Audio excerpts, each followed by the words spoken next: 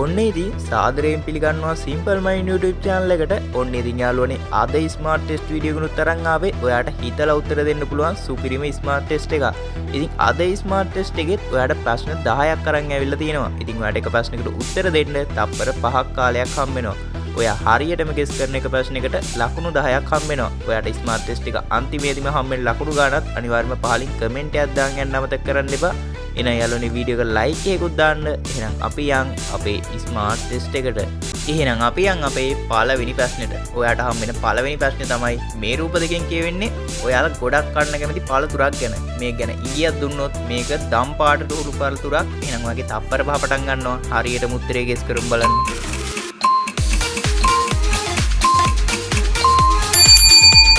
උත්තරේ තමයි මැංගුස්. ඔයාලා මේකේ උත්තරේ ගෙස් කරගද්දී පළවෙනි එකේ මිනිස්සෙක්ගේ රූපයක් දීලා තිබ්බා. දෙවෙනි රූපේ පාත්තේගේ රූපයක් දීලා තිබ්බා. ඉතින් මිනිස්සයාට අපි මෑන් කියනවනේ ඉංග්‍රීසියෙන්. පාත්තයාට ගූස් කියනවා. එතකොට ඉතින් මැංගුස් කියලා ඔයාලට හරියටම ගෙස් කරගන්න පුළුවන්. එහෙනම් ඉතින් අපි යන් අපේ දෙවෙනි ප්‍රශ්නෙට. ඔයාට හම් වෙන දෙවෙනි ප්‍රශ්නේ තමයි මේ රූප දෙකෙන් කියවෙන්නේ අපි ගොඩක් කන්න කැමති රස කැවිලි වර්ගයක් ගැන. එහෙනම් ඉතින් ඔයාගේ තප්පර පහ පටන් ගන්නවා. හරියටම උත්තරේ ගෙස් කරමු බලන්න.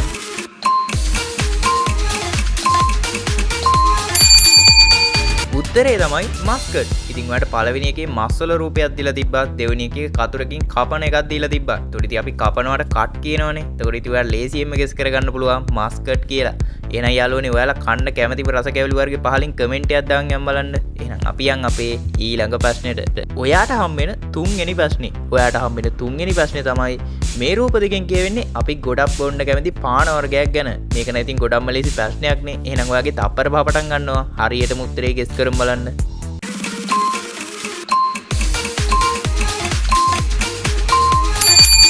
උත්තරේ තමයි චොකලට් කෝපි. ඒක නම් ඉතින් ගොඩක්ම ලේසි ප්‍රශ්නයක් නේ. ඔන්න ඉතින් දැන් යාළුවෝ බයින්න පුළුවන් මේ වගේ සිංගිදි ප්‍රශ්න දාන්නේ කියලා. නෑ එහෙම එකක් නෑ. ඔයාට හොඳම ප්‍රශ්න ටික එන්නේ ඉස්සරහට. එහෙනම් යාළුවනේ අපි යන් අපේ ඊළඟ ප්‍රශ්නෙට.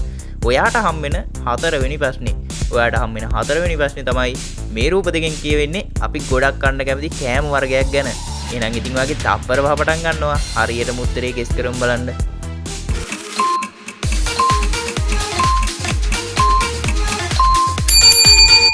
උත්තරේ තමයි මාළු බනිස්. ඒක ඉතින් ඔයාලට උත්තරේ ගෙස් කරගද්දි පළවෙනි එකේ මාළුන්ගේ රූපයක් දීලා තිබ්බා. දෙවෙනි එකේ බනිස් කිඩිගේ රූපයක් දීලා තිබ්බා. ඒක නම් ඉතින් ගොඩක්ම ලේසි ප්‍රශ්නයක් නේ. දැන් ඉතින් බයින්න පුළුවන් සිංගිදි ප්‍රශ්නෙමනේ දාලා තින්නේ කියලා. දැන් ඉතින් අපේ Simple Mind YouTube channel එක පොඩි යාළුවෝ ටිකකුත් බලනවානේ. එයාලටත් උත්තර ගෙස් කරගන්න ලේසි වෙන්න තමයි මේ වගේ ප්‍රශ්න දෙකක් තුනකුත් දාලා තියෙන්නේ. ඉතින් ඔයාට හම් වෙන පස්වෙනි ප්‍රශ්නේ පොඩ්ඩක් වෙනස්. ඉතින් ඔයාට හම් වෙන පස්වෙනි ප්‍රශ්නේ ඔයාගේ සිංහල දැනුම තමයි මේකෙන් පරීක්ෂා කරන්නේ. ඉතින් ඔයාට මේකේ තියෙන්නේ මෙතන අක්ෂර වින්‍යාසයේ හරිම වචනේ තෝරලා පහලින් කමෙන්ට් එකක් දාන්න. මම මේකේ ඔයාට හරි වචන දෙන්නේ නැහැ. ඔයාට මේක හිතලා තමයි උත්තර දෙන්න තියෙන්නේ. ඒක ඒ විදියට කමෙන්ට් එකක් දාන්න. එහෙනම් යාළුවනේ අපි යන් අපේ 6 වෙනි ප්‍රශ්නෙට. ඔයාට හම් වෙන 6 වෙනි ප්‍රශ්නේ තමයි මේ රූප දෙකෙන් කියවෙන්නේ ප්‍රදේශයක නම. මේක ගැන හින්ට් එකක් දුන්නොත් මේක තියෙන්නේ යාපනයේ දිස්ත්‍රික්කයට වෙන්න. එහෙනම් ඔයාගේ තප්පර පහ පටන් ගන්නවා. හරියටම උත්තරේ ගෙස් කරමු බලන්න.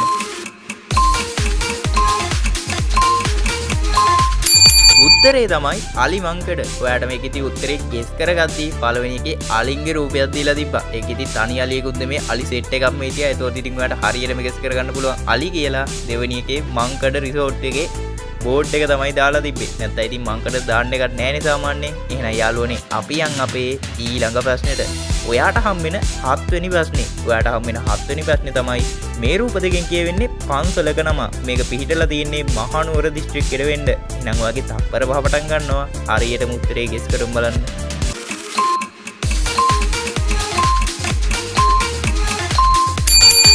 උත්තරේ තමයි නෙල්ලිගල. ඔයාට ඉතින් මේකේ උත්තරේ ගෙස් කරගද්දී පළවෙනි එකේ නෙල්ලි වල රූපයක් දීලා තිබ්බා. දෙවෙනි එකේ ගලක රූපයක් දීලා තිබ්බා. ඔන්න ඉතින් නෙල්ලිගල පන්සල ගිහින් තියෙන යාළුවෝ ඉන්නවනම් පහලින් නෙල්ලිගල කියලා කමෙන්ට් එකක් දාන්න යන්න බලන්න. එහෙනම් අපි යන් අපේ ඊළඟ ප්‍රශ්නෙට.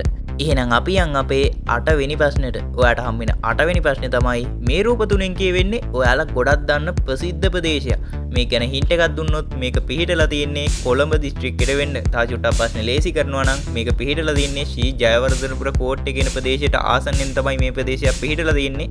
එහෙනම් ඔයාගේ තප්පර පහ පටන් ගන්නවා. හරියටම උත්තරේ ගෙස් කරමු බලන්න.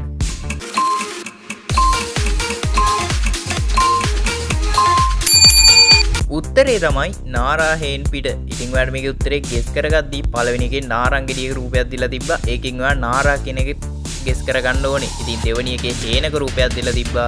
තුන්වෙනි එකේ පිටක රූපයක් දීලා තිබ්බා. ඒක නම් ඉතින් ගොඩක් චුට්ටක් හිතන්න ඕනේ ප්‍රශ්නයක්. ඔයා එක ගෙස් කරා නම් ඔයා නම් පට්ට මීටරයක්. එහෙනම් යාළුවනේ අපි යන් අපේ 9 වෙනි ප්‍රශ්නෙට.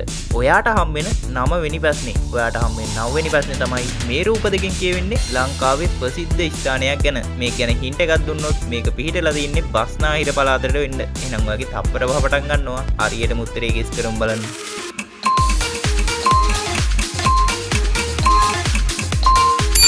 උත්තරේ තමයි නෙළුම් කුළුණ. ඉතින් ඔයාලට මේකේ උත්තරේ ගෙස් කරගද්දී පළවෙනි එකේ නෙළුම් මලක රූපයක් දීලා තිබ්බා. දෙවෙනි එකේ අයිෆර් කුළුණේ රූපයක් දීලා තිබ්බා. එතකොට ඉතින් ඔයා එකෙන් ගෙස් කරගන්න ඕනේ කුළුණ කියන එක. ඉතින් මම මේකේ උත්තරේ හින්ට් එක දෙද්දී කොළඹ දිස්ත්‍රික්කේ පිහිටලා තියෙනවා කියලා කිව්වේ නැත්තේ. එතකොට ඉතින් ප්‍රශ්නේ චුට්ටක් ලේසි වෙනවනේ. ඒකයි කිව්වේ බස්නාහිර පළාතට වෙන්න තමයි මේක පිහිටලා තියෙන්නේ කියලා.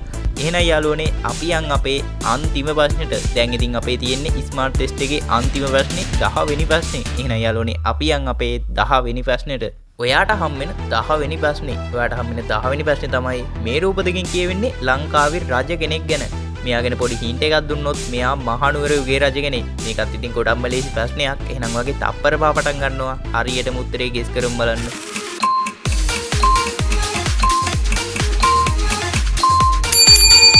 උත්තරේ තමයි රාජසිංහ. ඉතින් මේක ඔයාලට උත්තරේ ගෙස් කරගද්දී පළවෙනි එකේ රජ කෙනෙක්ගේ රූපයක් දීලා තිබ්බා. ඒකෙන් ඔයා රාජ කෙනෙක් ගෙස් කරගන්න ඕනේ. දෙවෙනි එකේ සිංහයෙක්ගේ රූපයක් දීලා තිබ්බා. ඒකෙන් ඉතින් සිංහ කියන එක ගෙස් කරගන්න ඕනේ. ඔන්න ඉතින් යාළුවනේ අපේ ස්මාර්ට් ටෙස්ට් එකේ ප්‍රශ්න 10 නම් ඉවරයි. දැන් ඉතින් ඔයා දන්නවනේ හරියට ප්‍රශ්න කීයකට උත්තර ගෙස් කරාද කියලා.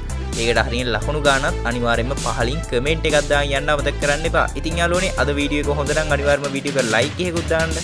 මේ වගේ වීඩියෝ ඔයා දිගටම බලන්න කැමති නම් අපේ Simple Mind YouTube channel එකත් අනිවාර්යයෙන්ම subscribe කරන් යන්න. එහෙනම් යාළුවනේ මේ වගේ අලුත් smart test වීඩියෝ එකකින් ඉක්මනටම සෙට් වෙමු.